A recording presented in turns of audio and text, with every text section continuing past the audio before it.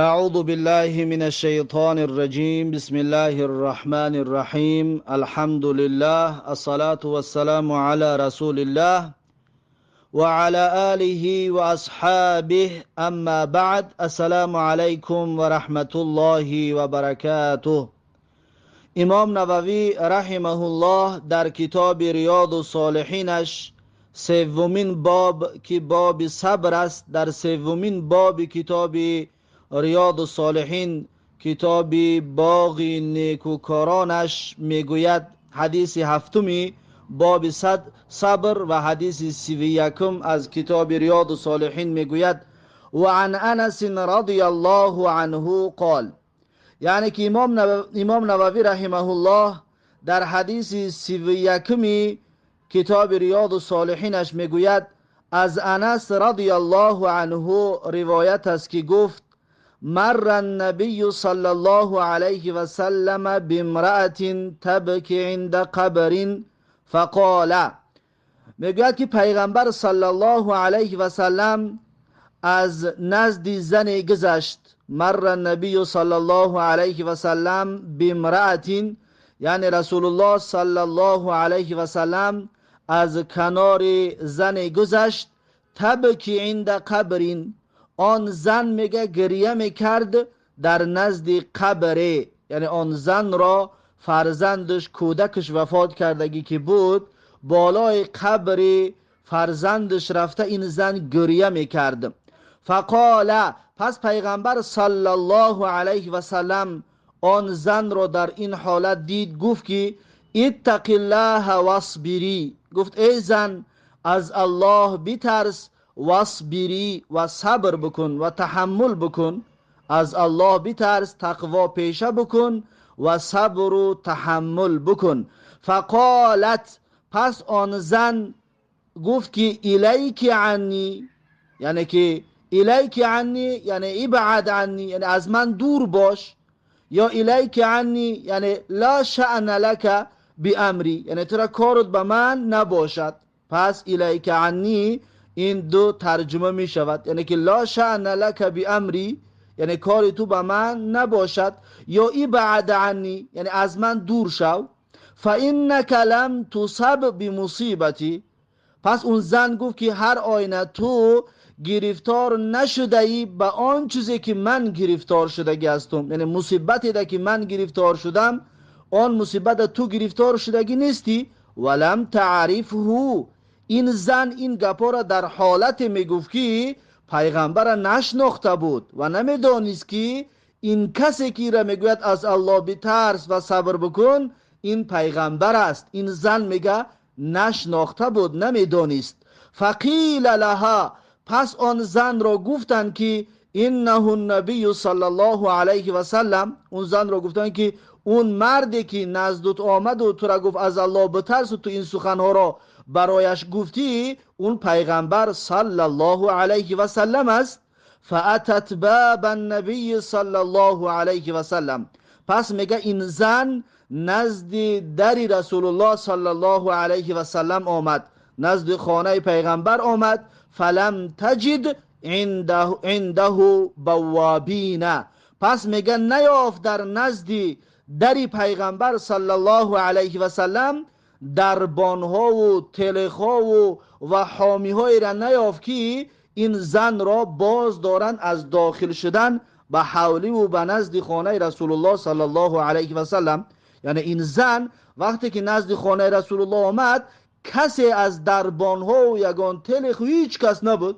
در خانه رسول الله صلی الله علیه و سلم آزاد و کشاده بود برای هر کسی که میخواست نزد رسول الله می آمد. فقالت، پس میگه این زن گفت لم اعرف که، یعنی که بخشش پرسید و گفت که من لم اعرف که یعنی من تو را نشناخته بودم. یعنی که وقتی که در حالت سوزش قلب بود در بالای قبر فرزندش گریه که میکرد گفت که ببخش من رو که من نشناختم تو را. فقال، پس میگه رسول الله صلی الله علیه و سلم فرمودن که انما الصبر عند الصدمه الاولى، عند الصدمه الاولى یعنی که صبر در هنگام اولین و حالت اولی که مصیبت بالات می آید صبر بکنی انا آن صبر است. یعنی که انما صبر، صبر همان است که این در صدمت الاولا، یعنی که و اولین در آغازی که به مصیبت گرفتار میشوی صبر بکنی، تحمل بکنی، انمان را میگویند صبر. یعنی بعد از مدت گذشتن، بعد از مرور زمان، هر کسی که باشد دیگر صبر و تحمل بکند، دیگر عادت میکند. اما مشکلی بالا انسان وقتی که آمدن برابر اون انسان اگر صبر و تحمل داشته باشد و صبر کرد، این را میگویند صبر. این اجر و پاداش زیاد دارد و این فضیلت و برتری دارد. پس این بود حدیث 31 از کتاب ریاض الصالحین که حدیث متفق علیه است. امام بخاری این حدیث را روایت میکند در زیر حدیث رقم 1283 و امام مسلم هم همچنین این حدیث را روایت میکند در زیر رقم 2140 در صحیح مسلم و امام احمد هم همچنین این حدیث را در مسندش روایت میکند در زیر رقم 2458. پس این حدیث در این کتاب ها روایت شده است. فقط میگه و فی روایت للمسلمین، و در یک روایتی که در مسلم آمدگی است که میگه تبکی علی صبی لها، یعنی اون زن گریه میکرد به خاطر از دست دادن کودکش، یا کودک خردکش از دست داده بود. آن زن میگه بالای قبر همون زن در گریه میکرد، یا در وقتی که اون کودکش را از دست داده بود برای همون گریه میکرد. وقتی که بالا انسان مصیبت میآید، وزمینی میآید، یک نزدیکش را از دست میدهد، وظیفه انسان چی است؟ وظیفه انسان موحد همین است که بگوید انا لله و انا الیه راجعون، اللهم اجرنی فی مصیبتی و اخلف لی خیرا منها. باید انسان این دعا را بکند و صبر و تحمل را پیشه بکند. این دعا یعنی چی؟ انا لله و انا الیه راجعون، یعنی ما همه از آن الله هستیم، ما مال الله هستیم. و انا الیه راجعون، ما همه به سوی الله بازگردنده هستیم، ما همه به سوی الله باز میگردیم. اللهم اجرنی فی مصیبتی، ای بار الها پاداش بده برای من در این مصیبتی که بالای من آوردی. این مصیبتی که بالای من آوردی ای الله، در عوض این مصیبت برای من پاداش و اجرم بده. و اخلف لی خیرا منها، ای بار الها عوضی بهتر از آن به من عطا بکن و به من بده ای الله جل جلاله. پس انسان موحد باید این دعا را بکند و این سخنها را بگوید وقتی که مصیبت، مشکل وزمینی بالایش می آید. خب بعد از این امام نووی رحمه الله حدیث 8 از باب صبر را می آورد که این حدیث 32 از کتاب ریاض الصالحین است. امام نووی رحمه الله در زیر حدیث 32 کتاب ریاض الصالحینش میگوید، در کتاب باغ نکوکاران میگوید و عن ابی هریره رضی الله عنه، یعنی که از ابو هریره رضی الله عنه روایت است که ان رسول الله صلی الله علیه و سلم قال، میگد هر آیین رسول الله صلی الله علیه و سلم گفتند یقول الله تعالی، الله سبحانه و تعالی می گفته است، یعنی که این حدیث قدسی است. الله سبحانه و تعالی می گفته است که ما لعبدی المؤمنی عندي جزاء اذا قبضت صفيه من اهل الدنيا ثم احتسبه الا الجنة.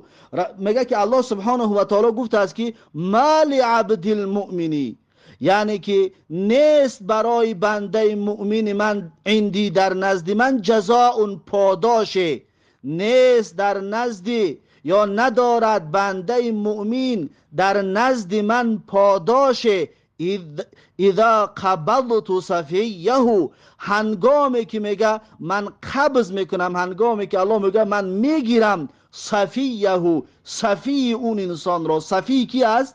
صفی به هر کسی گفته می شود که انسان او را از دیگرها بالا می داند و رابطه محکمی با اون انسان دارد، اون انسان رو میگویند صفی. چی خیش تبار باشد چی بگانه، هر کسی را که بسیار دوست می‌داری، وابسته به اون شدگی هستی، این را میگویند صفی.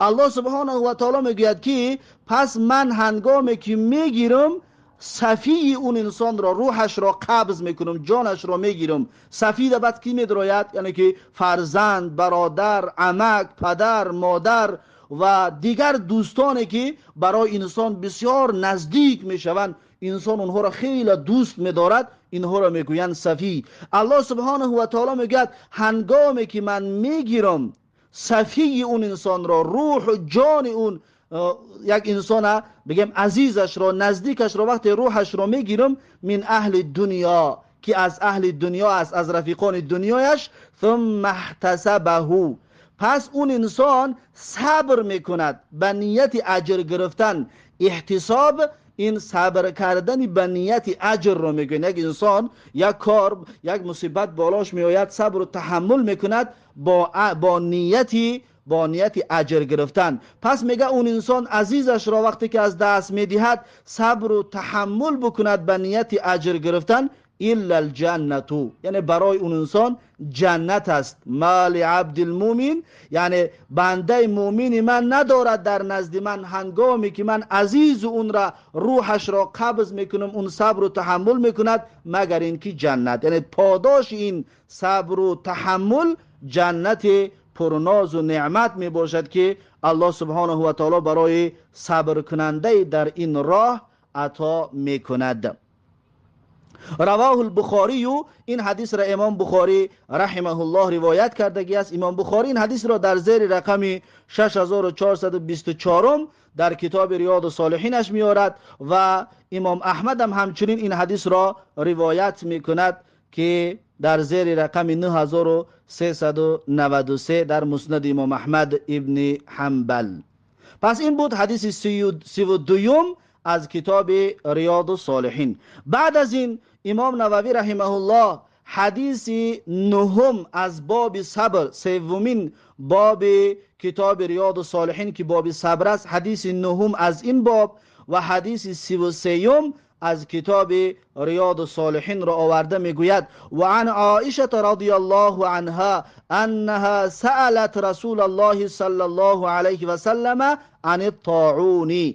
میگوید که از عایشه رضی الله عنها روایت است که هر آینه حضرت عایشه رضی الله عنها ام المؤمنین، همسر پیغمبر صلی الله علیه و سلم، رسول الله صلی الله علیه و سلم را درباره طاعون پرسان شد. طاعون چی است؟ طاعون یعنی وبا، هر بیماری که میآید انسانهای زیاد را به قتل میرساند، انسانهای زیاد را سبب مرگش میشود، اون نامش میشود طاعون، یا همون وبا یا همون بیماری که سبب مرگ زیادی از مردم میشود. پس میگد که حضرت عایشه رضی الله عنها پیغمبر صلی الله علیه و سلم را درباره طاعون پرسان شدند. فاخبرها، پس با خبر کردند پیغمبر صلی الله علیه و سلم حضرت عایشه را درباره طاعون چی است؟ انه، هر آینه میگه پیغمبر صلی الله علیه و سلم گفتن که کان عذابا یبعثه الله تعالی علی من یشاء، یعنی که این طاعون عذاب هست که نازل میکند الله سبحانه و تعالی، میفرستد الله سبحانه و تعالی این وبا را علی من یشاء، برای هر بندهش که بخواهد. یعنی که این طاعون عذاب الهی بر بالای هر بنده‌ای که خواست بالای اونها می باشد. فجعله الله تعالی رحمتا للمؤمنین، پیغمبر صلی الله علیه و سلم گفتند که قرار داده است الله سبحانه و تعالی این طاعون را رحمت برای مؤمنین، برای مؤمنها این طاعون کسل وبا این رحمت می باشد. پس رسول الله میگه فلیس من عبد یقع فی الطاعون فیمکث فی بلده صابرا محتسبا یعلم انه لا یصیبه الا ما كتب الله له الا كان له مثل اجر الشهید. پس رسول الله صلی الله علیه و سلم فرمودند که برای مؤمن چی طور این وبا رحمت می باشد. میگه فلیس من عبد، پس هر بنده ده که میگه یقع فی الطاعون، وقتی که واقع می شود به طاعون، وقتی گرفتار می شود به یک بیماری که بیماری به مرگ رسان است، بیماری بگم همگیر و فراگیره که به مرگ میرسونن، وقتی که انسان میگه به همون وبا گرفتار می شود، فیمکث فی بلده، پس در همون جایی که زندگی میکرد، در جایی که اون طاعون اون وبا بالاش آمدگی بود، در انا همون جا میستد، صبر میکند، صابرن، صبر میکند در انا همون جایی که محلی که اون وبا بالای سرش آمدگی هست، محتسبا، با نیتی به دست آوردن ثواب این کار را میکنن. محتسبا ای راجعا للاجر و الثواب من الله، یعنی مقصد و مرامش اجر و پاداش از جانب الله تبارک و تعالی است. برای همین خاطر در همون محله و در همون قشلاق و در همون دهه‌ای که عذاب وبا آمدگی هست، در همونجا صبر میکند و با نیت اجر انتظار میشود. یعلم انه لا یصیبه الا ما كتب الله له، میداند، یعنی انسان مؤمن میداند که انه لا یصیبه، یعنی برای انسان نمیرسد الا ما كتب الله له، مگر آن چیزی را که الله سبحانه و تعالی مقرر گرداندگی باشد، آن چیزی را که الله سبحانه و تعالی تقدیر گرداندگی باشد، پس انا همون چیز برای بنده مؤمن میرسد. غیر اون، برای غیر اون چیزی را که الله کشیدگی است، غیر اون چیزی دیگر بالای بنده مؤمن نمی آید. این را مؤمن میداند. الا کان له مثل اجر شهید، پس می باشد، میگه برای این طور انسانی که گرفتار می شود به وبا و در آن جا انتظار می شود با نیت اجر و پاداش، میگه برای اون انسان مثل اجر شهید است، یعنی مانند اجر شهید در نامه اعمال اون انسان نوشته می شود، در نامه اعمال اون انسان نوشته می شود، همچون اجر و پاداشی که همچون یا به مثل به مانند اجر و پاداش شهید برای اون انسان نوشته می شود. رواه البخاری، و این حدیث را امام بخاری روایت می کند. امام بخاری در زیر رقم 5734 در صحیح بخاری می آورد و امام احمد هم همچنین حدیث را در مسندش آوردگی است در زیر رقم 25212. پس در حدیث دیگری که عبدالرحمن ابن عوف رضی الله عنه روایت میکند که این حدیث را همچنین بخاری و مسلم روایت کردگی هست که عبدالرحمن ابن عوف رضی الله عنه میگوید اذا سمعتم به بارض، یعنی هنگامی که شما شنیده درباره وبا کسل طاعون در زمین، فلا تقدموا علیه، پس به آن سرزمین شما سفر نکنید. و اذا وقع بارض، و هنگامی که وبا به زمین آمد، و انتم بها، و در حالی که شما در اون زمین باشید، یعنی وبا به کشور بیاید که به محله و قشلاق و دهه بیاید که شما در همون دهه باشید، فلا تخرجوا فرارا منه، پس بیرون نشوید از اون قشلاق و از اون دهه فرار کننده و گریزنده از اون وبا، یعنی که شما از اون نگریزید بلکه شما قرار بگیرید در آن همون جایی که وبا آمدگی است. اگر که سبب مرگ شما شد و شما وفات کردید، پس شما اجر شهید رو میبرید. اگر که سبب مرگتون نشد و شما زنده موندید، همچنین اجر و پاداش برای شما داده می شود به خاطر صبر کردنتون.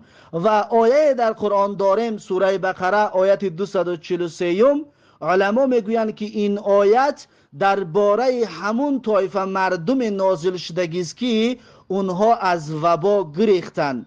وقتی که از وبا گریختن، به جای دیگر رفتن، فکر کردن که وقتی که ما از وبا میگریزیم دیگه مرگ ما رو دریاب کردن نمیتوانند. الله سبحانه و تعالی برای اونها آیت را نازل کرد، سوره بقره آیت 243. الله سبحانه و تعالی میگوید الم تر الی الذین خرجوا من دیارهم، آیا خبر داری از حال کسانی که، آیا ندیدی یا خبر داری کسانی را که خرجوا من دیارهم، سرزمینشان را ترک کردند، وقتی که وبا آمد اونها گریختند، و هم الوف، و اونها هزارها بودن، حذر الموتی، از ترس مرگ گریختند. وقتی که وبا آمد نمیریم گفته اونها گریختند. فقال لهم الله موتوا، پس الله سبحانه و تعالی فرمان داد که اونها باید بمیرن. اون مردمی که گریخته بودن از وبا، الله سبحانه و تعالی ویها را گفت که موتو، شما همتون بمیرید.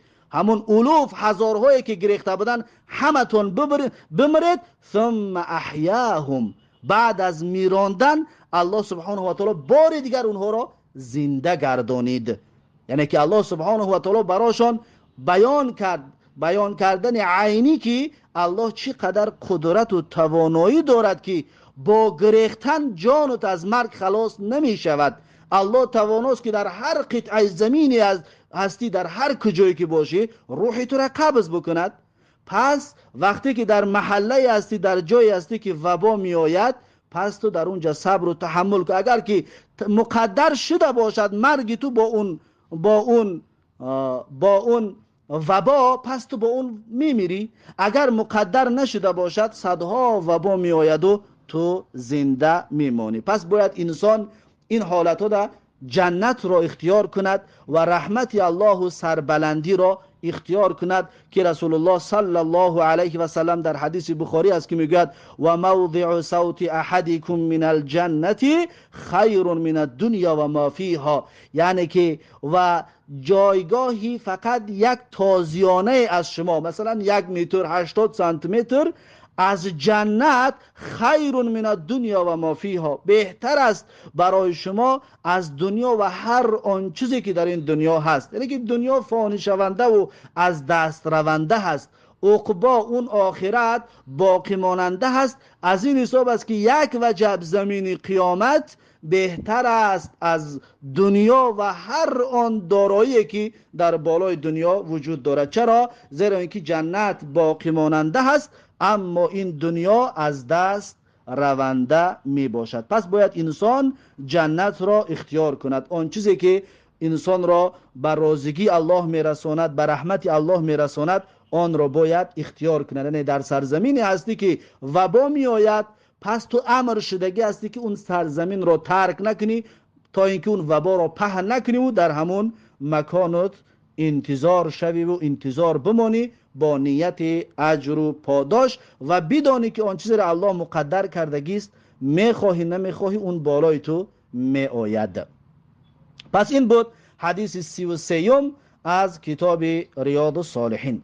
بعد از این امام نووی رحمه الله حدیث 10 از باب صبر و حدیث 34 از کتاب ریاض الصالحین را می آورد. امام نووی رحمه الله در زیر حدیث 34 کتاب ریاض الصالحینش در زیر کتاب باغ نکوکاران میگوید و عن انس رضی الله عنه قال، یعنی از انس رضی الله عنه روایت است که گفت، حضرت انس رضی الله عنه میگوید سمعت رسول الله صلی الله علیه و سلم یقول، میگوید شنیدم که رسول الله صلی الله علیه و سلم میفرمودند که ان الله قال، میگد الله ان الله عز و جل قال، میگد هر آینه الله سبحانه و تعالی گفته است اذا ابتلیت عبدی بحبیبته فصبر.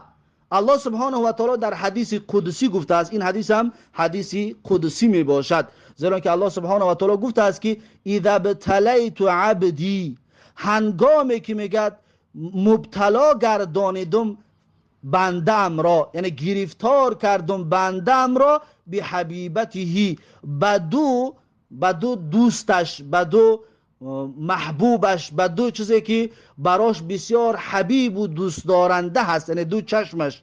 وقتی که الله سبحانه و تعالی میگوید من گرفتار کردم بندم را بدو چیزی که بسیار دوستش می‌دارد، یعنی که اون دو چیز را من از بندم دور کنم، یعنی که چشمانش را، چشمای بندم را وقتی که میگه من گرفتم بینایی چشمانش را، فصبر، پس این بنده من میگه اگر صبر بکند در این مصیبت، در این ابتلا و مبتلایی که در این امتحانی که قرار گرفتگی است، اگر میگه بنده من صبر بکند، عوضته منهم الجنه، در عوض هر دین ها میگه در روز قیامت برای اون انسان ما جنت را میدهیم.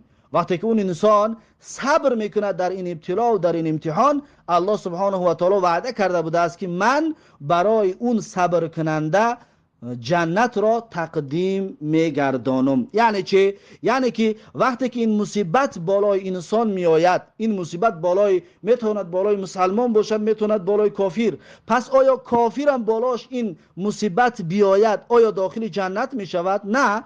بنده مؤمن، بنده موحد وقتی که بالاش این مصیبت میآید، اولا که صبر میکند، به تقدیر الهی راضی میشود، و دوما این صبر و تحملش همش برای آخرت است، برای جنت است، برای رسیدن به نتیجه این صبرش است که این صبر نتیجه بسیار بزرگی دارد. از این حساب است که این فضائل صبر فقط برای اهل توحید است، نه برای کافران. زیرا که حالتی است که کافران را میبینیم در بسیار مشکلات اونها بیان میکنن، یعنی که صبرشان را آشکار میکنن. آیا اونها اجر میگیرن؟ نه. چرا؟ زیرا اینکه آن مسئله اساسی که برای انسان این فضائل را شامل میگردد یا فضائل را برای اون انسان میارد که کلمه توحید است، کافر اون کلمه توحید را نگفته است. از این حساب است که صبر و تحملش هیچ فایده براش در روز قیامت ندارد. پس این حدیث ده الله سبحانه و تعالی وعده کرد که هر کسی را که وقتی که من دو دوست داشتهش را، دو حبیبش را وقتی که از اون میگیرم، یعنی دو چشمانش را میگیرم و صاحبش صبر و تحمل بکند، در عوض این صبر و تحملش برای اون انسان در روز قیامت جنت داده می شود. در آخر میگه که یورید عینیه، یعنی منظورش میگه با اون دو حبیبش، دو چیزی دوست داشتهش، میگه نوری دو چشمانش است، بینایی دو چشمانش است که الله سبحانه و تعالی وقتی که بینایی دو چشم یک انسان را بگیرد، میگه منظورش این هست در اون کلمه بحبیبتیه.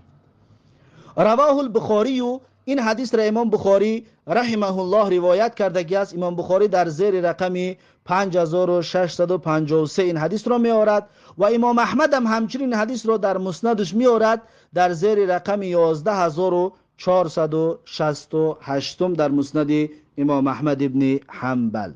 پس این بود حدیث 34 از کتاب ریاض الصالحین و حدیث 10 از باب صبر.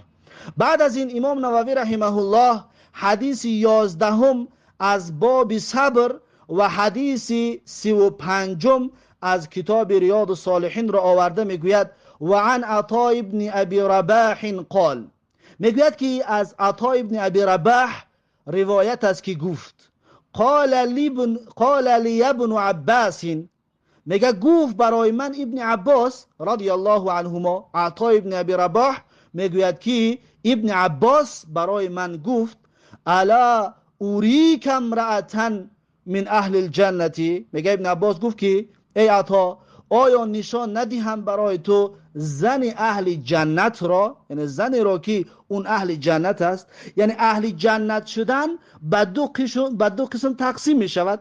اهل جنت شدن با صفت، یعنی که یک انسان بعض صفت ها را دارد، ما میگیم که این انسان از اهل جنت است، یعنی در ظاهرش، اما حقیقتش الله میداند. و اهل جنت است که با نام و با شخصیت میدونیم که فلانی پیسر فلانی اهل جنت است. یعنی اهل جنت شدن به دو قسم تقسیم می شود. دسته اول، قسم اول، هر مؤمنی پرهیزگار، هر اهل توحید اهل جنت است. از کجا دانستیم اهل جنت است؟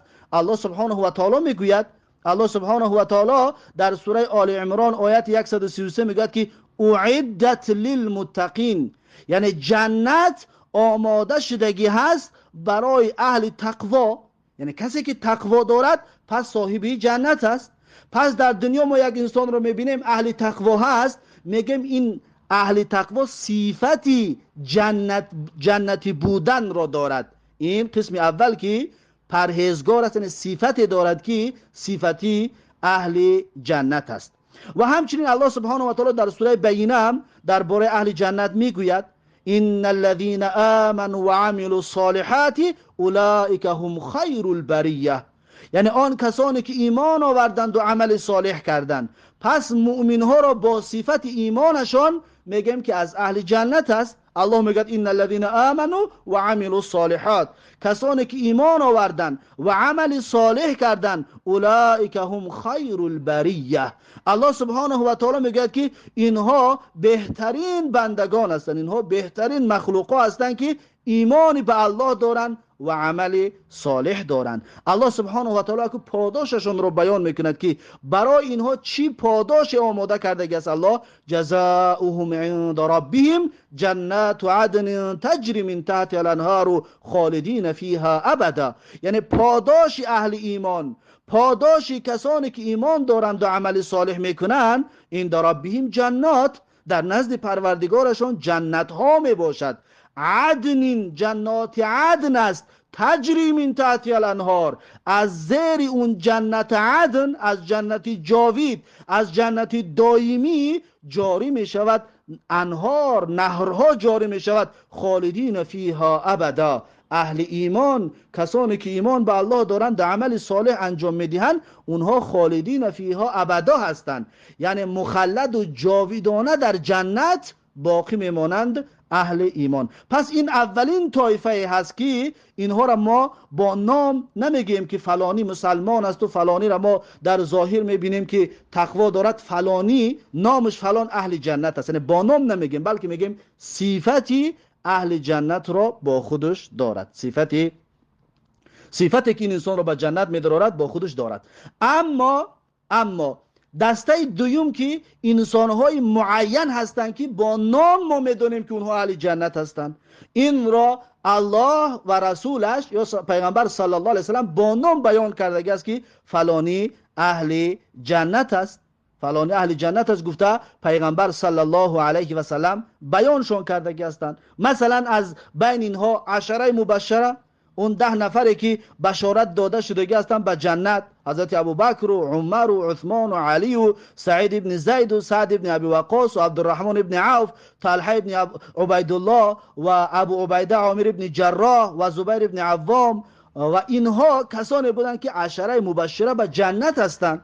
در یک حدیث رسول الله صلی الله علیه و سلم این 10 شخصیت بزرگ را یاد کرده، میگه که اینها در جنت هستند. ببینید با نام اینها در جنت هستند. و همچنین مانند این دیگر حدیثایی هم داریم، مثلا حدیثی که حالا میخونیمش، این زن از اهل جنت بود، یعنی با نام، زیرا که رسول الله صلی الله علیه و سلم بیان کردگی بود. ثابت ابن قیس همچنین از اهل جنت بود، سعد ابن معاذ از اهل جنت بود، عبدالله ابن سلام و بلال ابن رباح و دیگر کسانی که رسول الله صلی الله علیه و سلم برای ما بیان کردگی هستند که اونها اهل جنت می باشند. پس اهل جنت بودن به 2 قسم تقسیم می شود، دسته معین مشخص با نام که می دونیم فلانی ها اهل جنت است، که این را رسول الله صلی الله علیه و سلم با نام برای ما بیان کردگی هستند، یا با صفت هر کسی که اهل ایمان است و عمل صالح دارد، اون را ما میتونیم بگیم که صفتی به جنت در آمدن را با خودش دارد. پس در این حدیث میگوید فقلت بلا، یعنی عطا ابن ابی رباح میگوید که ابن عباس گفتم بله، یعنی که اهل جنت کی از برای من نشانش بده. قال هذه المرأة السوداء، گفت انا همین زن سیاه پوستی که میبینی، همین زن سیاه پوست از اهل جنت است. اتت النبی صلی الله علیه و سلم فقالت، همین زن سیاه پوست نزد پیغمبر صلی الله علیه و سلم آمد و رسول الله صلی الله علیه و سلم رو گفت که اینی اسرع، گفت من به بیماری سرع گرفتار هستم، بیماری که انسان هوشش میرود میغلطد، گفت من به همین طور بیماری گرفتار شدگی هستم. و اینی اتکشف، گفت من یعنی که بدنم ظاهر می شود و بدنم نمایان می شود، وقتی که بیمار می شوم یعنی هوش می رود که می غلطم، بدنم نمایان می شود، دیگرها بدن من را می بینن. فدع الله تعالی لی، این زن سیاه پوست نزد پیغمبر آمد، گفت من به این بیماری گرفتار هستم و بدنم نمایان می شود، پس دعا کن الله سبحانه و تعالی را درباره من که الله من را شفا بدهد از این بیماری که هوشم می رود. قال، میگه رسول الله صلی الله علیه و سلم برای این زن سیاه‌پوست گفت این شئتی صبرتی ولک الجنت، گفت اگر خواستی صبر کردی پس برای تو جنت است، یعنی در عوض صبرت داخل جنت میشوی، اما این بیماری با تو میماند لیکن صبر میکنی. و این شئتی دعوت الله تعالی ان یعافیکی، و گفت اگر خواستی دعا میکنم الله سبحانه و تعالی را که تو را شفا بدهد، تندرست بگرداند. اگر خواستی گفت دعا میکنم تو شفا میابی از این بیماری. پس رسول الله صلی الله علیه و سلم این مسئله را برای اون زن تقدیم کرد، یعنی که صبر اختیار میکنی که آخرش جنت است یا شفا یافتن از این بیماری را. اکنون زن کدامش را اختیار کرد؟ فقالت اصبرو، پس اون زن گفت که خلاص من صبر اختیار میکنم، یعنی آخرش جنت که باشد پس اون جنت جاویدانه و همیشه است. این دنیا 5 سال و 10 سال و 20 سال پس آخرش مردن است، اما اون جنت جاویدانه که هست، پس جنت رو این زن سیاه‌پوست اختیار کرد. فقالت، پس با میگه اون زن گفت اینی اتکشفو، من یعنی که بدنم ظاهر می شود که هوش می رود میغلطم، بدنم ظاهر می شود، یعنی که دعا کن الله سبحانه و تعالی رو فدع الله الا اتکشفه، گفت دعا کن الله سبحانه و تعالی رو که وقتی که من هوش می رود میغلطم بدنم ظاهر نشود، فقط دعا کن که بدنم ظاهر نشد، این بیماری با من باشد که آخرش جنت است اما بدنم ظاهر نشود. فدعا لها، پس میگه رسول الله صلی الله علیه و سلم درباره اون زن دعا کرد که الله سبحانه و تعالی حفظش کند، هر وقتی که بیمار می شود هوشش می رود و می غلطد با این بیماری بدنش نمایان نشود. این حدیث متفق علیه است که بخاری و مسلم روایتش میکند. امام بخاری در زیر رقم 5652 در صحیح بخاری آمدگی است و امام مسلم هم این حدیث را آوردگی است در زیر رقم 6571 و امام احمد هم همچنین این حدیث را در مسندش میارد، حدیث 3240. پس این بود حدیث 35. و درباره بیماری صرع از چند جهت است، از جهت بگم عصبانیت می شود، از جهت عصب و همچنین از جهت شیطان هم می شود، یعنی که شیطان برای انسان وقتی که یار می شود و انسان تشویش می دهد، غم می دهد، پس از طریق شیطان هم انسان به این بیماری گرفتار می شود، چطوری که الله سبحانه و تعالی درباره اینه که شیطان انسانها را به حالت ناگوار، یعنی که به اخلال حواس و به دیوانگی گرفتار میکند، در سوره بقره آیت 275 در این باره میگوید که الله سبحانه و تعالی میفرماید الذین یاکلون الربا، الله سبحانه و تعالی میگوید آن کسانی که ربا خور هستند، آن کسانی که پرسن خور هستند، پرسن میخورند، لا یقومون الا کما یقوم الذین یتخبطه الشیطان من المس. الله سبحانه و تعالی میگوید لا یقومون، اونها در روز قیامت از جایهایشان نمیخیزند مگر اینکه یقوم الذین، چی طوری که میخیزد کسانی که یتخبطه الشیطان، اون انسان رو به شدت دوچار گرداندگی از شیطان، به جنون و اختلال حواس، که اون انسان دیگه دیوانه هست، دیوانه وار، اون انسان در روز قیامت میگد انسان رباخور میخیزد. انسان رباخور وقتی در روز قیامت میخیزد به مثل دیوانه ها هست، یعنی که حواسش جمع نیست و اخلال یا اختلال عصبی دارد با خودش. پس این آیت دلالت میکند که شیطان در این دنیا برای انسان این چیز را آورده میتوانسته است که انسان را به دیوانگی و انسان را به جنون برساند. و چطوری که امام احمد هم در حدیث میارد، در مسند امام احمد روایت شده است که رسول الله صلی الله علیه و سلم در یکی از سفرهایش زنی را دید که با خودش کودک داشت و آن کودک بیهوش میشد. پس آن زن کودکش را نزد پیغمبر صلی الله علیه و سلم آورد.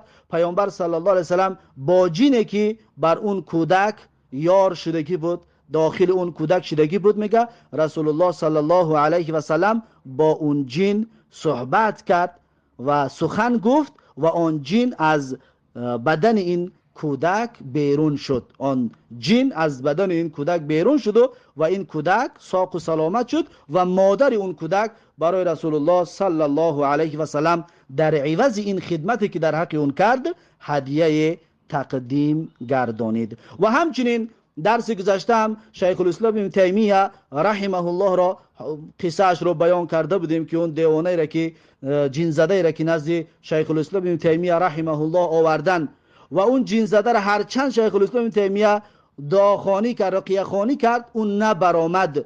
وقتی که یک مشت بر سری بگم بر گردن اون انسان جن زده وقتی که یک مشت که زد، پس اون جن اون زن که بود، جن اون مرد زن بود. گفت که من عاشق این مرد هستم، من از بدن این بیرون نمیشوم. اما این مرد یعنی که شیخ الاسلام ابن تیمیه جواب داد از جای اون مرد که این مرد عاشق تو نیست، این مرد تو را نمیخواهد، پس تو از بدن این بیرون شو. و اون زن گفت من بیرون میشوم با شرافت و با کرامت بزرگواری تو ای شیخ، با بسای بزرگواری تو گفت بیرون میشوم. اما شیخ الاسلام ابن تیمیه رحمه الله چی گفت؟ گفت به خاطر احترامی، یعنی که لازم نیست که به خاطر احترام من و به خاطر بزرگواری من بیرون شوی، بلکه باید تو به خاطر اطاعت از الله و رسولش بیرون ببرایی. پس اون جن میگه بیرون برآمد و اون انسان به یاد آمد. این قصه را مختصرا همچنین درس گذشته هم بیان کرده بودیم. پس جن هم میتواند که انسان رو به این حالت ها گرفتار بکند که یعنی هوشش برود و یادش برود و یا کارهای بکند که در وقتی سلامت بودنش اون کارها را کردن نمیتونه، یا چیزهایی را بگوید که در وقتی که ساز باشد و ساز بود اون گپا را گفته نمیتوانست. پس این طور شیدنش حقیقت دارد و واقعیت دارد، چطوری که با قرآن و سنت این ثابت شدگی هست. این بود حدیث 35 از کتاب ریاض الصالحین. بعد از این امام نووی رحمه الله حدیث 12 از باب صبر را میارد که حدیث 36 از کتاب ریاض الصالحین است. امام نووی رحمه الله در زیر حدیث 36 کتاب ریاض الصالحین میگوید وعن ابي عبد الرحمن عبد الله بن مسعود رضی الله عنه قال، یعنی که از ابو عبدالرحمن عبدالله ابن مسعود رضی الله عنه روایت است که گفت کأنی انظر الى رسول الله صلی الله علیه و سلم یحکی نبیا من الانبیاء. حضرت عبدالله ابن مسعود میگوید که کأنی گویا این که مثل این که گفت حال حاضر من انظر الى رسول الله صلی الله علیه و سلم، یعنی که نگاه کرده ایستادم بر رسول الله صلی الله علیه و سلم که یحکی نبیا من الانبیاء، پیغمبر صلی الله علیه و سلم حکایت میکرد، قصه میکرد پیغمبری از پیغمبران را. یعنی که عبدالله ابن مسعود این سخن را با جزم تام و با باوری کامل گفت که من حالا گویا که نگاه کرده ایستادم، یعنی هر آن سخنی که حالا میگویم گویا که رسول الله گفته ایستاده است، من برای شما گفته ایستادم. یعنی تا همین اندازه، یعنی حرف به حرف من سخن رسول الله صلی الله علیه و سلم را برای شما نقل میکنم. پس میگه عبدالله ابن مسعود رضی الله عنه گفت که پیغمبر صلی الله علیه و سلم قصه میکرد پیغمبری از پیغمبران را صلوات الله و سلامه علیهم و درود و سلام الله بر همه پیغمبران باد. ضربه قومه، میگه اون پیغمبر را قومش زد، اون پیغمبر را قومش زده بودش. فادموه، پس اون پیغمبر رو میگه قومش به خون آغشتهش کرده بودن، یعنی تای خون بود، یعنی چنان زدنش که از بدنش خون میبرآمد. و هو یمسح الدم من وجهه، میگه اون پیغمبر پاک میکرد، تازه میکرد خون را از رویش، یعنی که چنان زده بودن که سر و رویش پر از خون بود و اون پیغمبر میگه از بدنش خون را پاک میکرد و تازه میکرد. یقولو، اون پیغمبر میگفت. پیغمبر میگفت که اللهم اغفر لقومی فانهم لا یعلمون. یعنی که انسان خیرخواه برای قومش، برای اون مردم که حتی لطوکوبش کردگی بودن، حتی زدگی بودنش، با وجود اون چیکار میکرد؟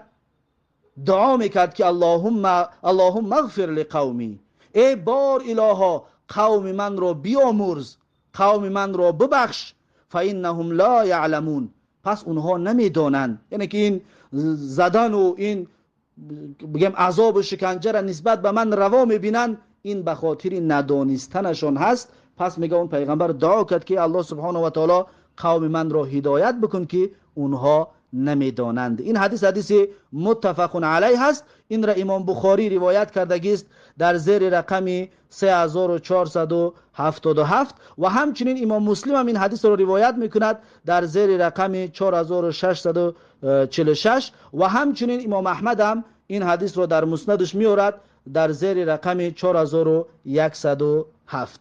پس الله سبحانه و تعالی هر کس را برای پیغمبری اختیار نمی کند مگر اینکه انسانهای معین و مشخصی را، چطور الله در سوره انعام آیت 124 میگه که الله اعلم حیث یجعل رسالته. الله سبحانه و تعالی داناتر از خوب میداند که رسالتش را به چی کسی بدهد. پس ببینید این پیغمبران را یا هر پیغمبر را قومش میزدن و اون پیغمبر برای قومش خیرخواهی میکرد و قومش عذابش میدادن و برای قومش خیرخواهی میکرد. یعنی الله سبحانه و تعالی از بین اینها بهترین، از بین مردم بهترین کسا را اختیار میکرد و به دست اونها رسالتش را الله سبحانه و تعالی میسپارید. و همه پیغمبرها عذابها را دیدن و همه پیغمبرها شکنجه ها را دیدن و حتی اونهایی که دعوت میکنن بر راه پیغمبر، اینها هم عذاب میبینند و شکنجه میبینند و الله سبحانه و تعالی برای همین هر کس لایق دعوت و لایق تبلیغ نمیبیند، مگر اینکه بعضی ها را از بین هزارها و هزارها یک کس و دو کس را اختیار میکند که از بین اونها تبلیغگر و دعوتگر و به سوی قرآن و سنت میخواندگی میشوند. الله سبحانه و تعالی در سوره انعام هم همچنین میگوید ولقد کذبت رسل من قبلک، ای پیغمبر، پیغمبرهایی که پیش از تو بودن اونها را هم قومشون تکذیب میکردن، اونها را هم قومشون تکذیب میکردن و قومشون عذابشون میدادن. فصبروا علی ما کذبوا، الله سبحانه و تعالی میگه پس اون پیغمبرای پیشین صبر و تحمل کردن با وجود تکذیب کردن اون قومهایشون و اوذو و پیغمبرا را عذاب دادن. پیغمبران پیش از تو بود، الله سبحانه و تعالی برای پیغمبرمون بیان میکند که پیغمبرای پیشین هم عذاب میکشیدن و عذاب دیدن. حتی اتاهم نصرنا، الله سبحانه و تعالی میگه تا زمانی که یاری ما به اونها رسید، تا زمانی که کمک ما به اونها رسید، اون پیغمبرای پیشین هم عذاب میکشیدن، درد میکشیدن و تکذیب میشدن از جانب قومشان. الله میگه ولا مبدل لکلمات الله، یعنی که تبدیل دهنده و تغییر دهنده حکم الله وجود ندارد. کسی نمیتواند که حکم الله جل جلاله را تغییر بدهد. ولقد جاءک من نبأ المرسلین، الله سبحانه و تعالی میگه ای پیغمبر برای تو رسیدگی است از خبر اون سرزمینی یا که از حالی اون پیغمبران پیشین که الله سبحانه و تعالی بیان کردگی است پیغمبران پیشین را. پس وقتی که ما پیغمبرای پیشین را میخونیم عذاب و مشقتشون در راه دعوت به سوی الله، به سوی یکتاپرستی، یا عالم هایی که عذاب و شکنجه شدن، وقتی که ما اینها را میخونیم میبینیم اینها چقدر عذاب و شکنجه شدن، پس اینها برای ما باید چی باشد؟ اینها برای ما عبرت باشد. وقتی که ما اینها را میخونیم باید ما از اینها عبرت بگیریم. چطوری که الله در سوره یوسف آیت 110 میگوید لقد کان فی قصصهم عبرة لأولی الالباب، یعنی که از قصه کردن و بیان کردنی حال پیغمبران پیشین و از عذاب و شکنجه اون پیغمبران پیشین، همه این عبرت است. برای کی؟ برای کسانی که اولوالالباب هستند، برای کسانی که صاحب خرد هستند و برای کسانی که اونها عقل دارند، برای اونها را یک عبرتی بزرگ است. یعنی راهی دعوت به سوی یکتاپرستی، راهی دعوت به سوی توحید مشکلات را دارد، عذابها را دارد، از اول دنیا تا به روز قیامت این مشکلات را دارد. انسانی که وقتی که این راه را اختیار میکند باید تحمل این عذاب و تحمل این وزمینی ها را داشته باشد. حتی پیغمبر ما و شما از ما و شما چقدر بالاتر و بزرگتر وقتی که زخمی شدن، وقتی که انگشت چلک دستشان زخمی کشیدن چی گفتن؟ گفتن هل انت الا اصبع دمیت و فی سبیل الله ما لقیت. گفت تو چی هستی؟ تو یک انگشت هستی که خون شدی و در راه الله ملاقات کردی این چیز را. یعنی که خون شدن تو ای انگشت، ای چلک دست، برای الله هست، در راه الله هست. پس راه الله این مشکلات و وزمینی ها را دارد. انسانی که میخواهد در این راه باشد پس متوجه باشد که این راه این عذاب و این وزمینی ها و این سختی ها را دارد.